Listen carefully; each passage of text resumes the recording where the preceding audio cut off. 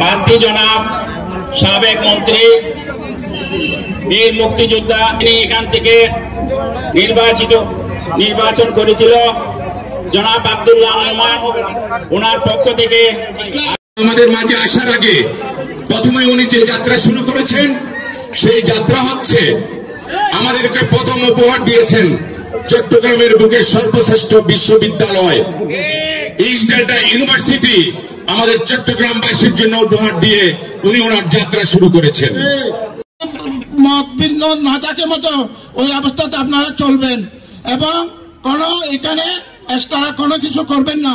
আল্লাহর কাছে আমাদের আমরা যেমন সবাই মিছিল অনেক কিছু করেছি এবং তার সন্তানকে আমরা অসংখ্য ধন্যবাদ জানিয়ে 10 আসনে নির্বাচন করলে আমরা অনুষ্ঠানে সম্মানিত প্রধান অতিথি আমাদের প্রিয় ব্যক্তিত্ব জনাব সৈয়দ আল নোমান সাহেব, মঞ্চে উপস্থিত নেতৃবৃন্দ, সমাগত সুদীর্ঘ সময় ধরে প্রায় 3টা থেকে অপেক্ষা করে আছেন একজন নির্ভেজাল রাজনীতিবিদ।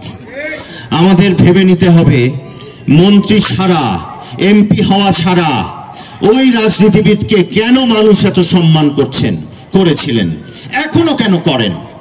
উনি মন্ত্রী হয়ে গেছেন সেজন্য, এমপি হয়েছিলেন সেজন্য।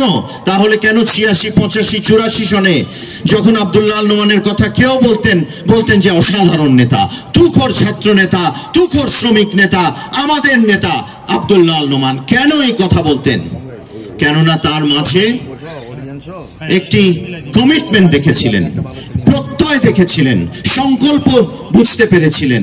তিনি অঙ্গীকারবদ্ধ ছিলেন যে আমি সমাজের উন্নয়নের জন্য, রাষ্ট্রের এই সাধারণ মানুষের জন্য, তাদের কল্যাণে আমি আমার রাজনীতিকে অতিবাহিত করব, আমার রাজনৈতিক জীবনকে আমি চলমান রাখবো। এটা শুধু মুখের কথা ছিল না, কাজে প্রমাণ করেছিলেন। মন্ত্রী এমপি হওয়ার আগেই যে কোনো সমস্যা এলাকার তিনি বুঝতে পারলেই দৌড়াতেন।